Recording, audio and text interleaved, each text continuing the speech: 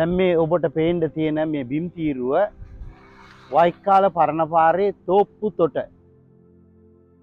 කොච්චිකඩේ ප්‍රදේශයේ ගම් වතුරෙන් සම්පූර්ණයෙන්ම වාගේ අඩි 6ක් ඒ වගේම අඩි 8ක් උසට වතුර දාපු ගෙවල් ආශ්‍රිත ප්‍රදේශයක.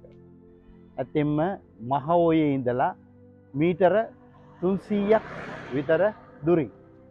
ඉතින් ඇත්තෙන්ම හරිම ඛේද වාචකයක්. ඔයගලන්ට පේන්න තියෙනවා මේ කුණු කන්දේ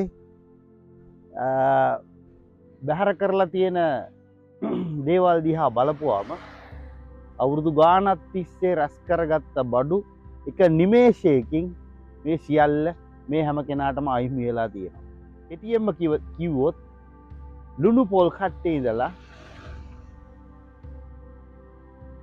ගෙදර තියෙන ආලින්දේ ගෘහ භාණ්ඩ මෙට්ට කොට්ට ආදි සෑම දෙයක්ම අහිමි වෙලා තියෙනවා.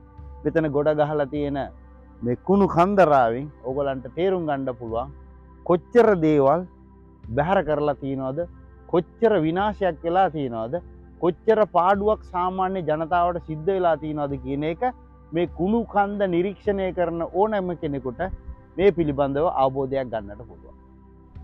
හොඳයි, අපි මේ කඩා වැටුණු ජීවිත නැවත ගොඩ ගන්නට යම් ක්‍රමවත් වැඩපිළිවෙලකට යන්න සිද්ධ වෙනවා.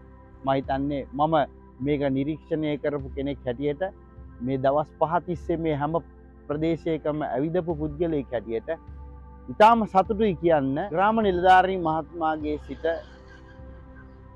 සෞඛ්‍ය පරීක්ෂක ඒ වගේම ඒ නිලධාරී මට්ටමේ සෑම කෙනෙක්ම ඉතාමත්ම උනන්දුවෙන් වැඩ කරමින් 24 පැයම වැඩ කරමින් ඉතාම විශිෂ්ට සේවාවක් මේ පැත්තේ ඉන්න අයට සිද්ධ කරන බව පෙනී යනවා. ඉතින් ඇත්තෙන්ම ඉතාම සතුටුයි මේ වගේ ආපදාවක සියලු දෙනා එකතු වෙලා අත්කල් බැඳගෙන මේක යලින් ගොඩනගන්නට දරන උත්සාහය ගැන අපි සතුටු වෙනවා. සෑම දිනාටම ස්තුතිය ප්‍රකාශ කරනවා. සුබ දවසක්.